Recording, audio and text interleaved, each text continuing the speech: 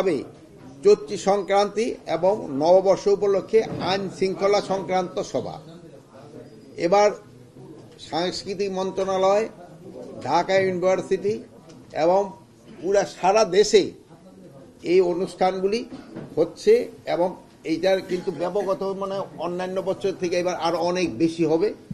এই জন্য আইন শৃঙ্খলা রক্ষার্থে আমাদের কি কি করণীয় আমরা ওই সব ব্যাপারে এখানে আলোচনা হয়েছে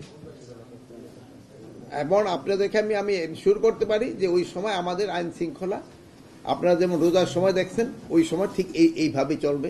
কোনো ধরনের কোথাও কোনো ঘটনা যেন না ঘটে ওই সম্পূর্ণ ব্যবস্থা আমরা নিব। এখানে যে শোভাযাত্রা হবে, এখানে আইন শৃঙ্খলা রক্ষার্থে হাতির ঝিলে অনুষ্ঠান হবে এইটা, তারপরে রবীন্দ্র সরোবরে হবে এটা, এখানে হাতে নিতে হবে। তারপরে আপনার এই সকালে যে রমনা বটমূল্য হবে এখানে কিভাবে নেওয়া হবে। তারপরে ঢাকার বাইরে বিভিন্ন জেলাগুলিতে উপজেলা লেভেলে হবে, এখানে আইন শৃঙ্খলা ভাবে কিভাবে অনুষ্ঠানগুলি হবে, কোথায় হবে ওইগুলি নেওয়া হবে। তারপরে আপনার ওই সন্ধ্যার পরে একটা অনুষ্ঠান হবে, ওইটা ভাই হয়তো ডিটেল আপনাদের বলবো ওইটা কিভাবে আইন শৃঙ্খলা নেওয়া যায়, আইন শৃঙ্খলা ব্যবস্থা ওইগুলি ব্যাপারে আলোচনা।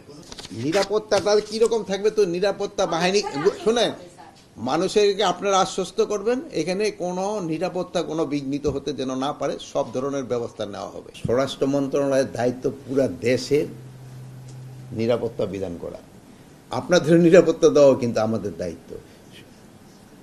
যে জায়গাগুলি ঘটছে ওই দিকগুলির নিরাপত্তা দেওয়া আমাদেরই দায়িত্ব। এখন যেটা ঘটে গেছে ওই জন্য যারা এটা ঘটিয়েছে তাদের বিরুদ্ধে আমরা আইনানুগ ব্যবস্থা নিব এবং ভবিষ্যতে যেন এই ধরনের ঘটনা না ঘটে এই জন্য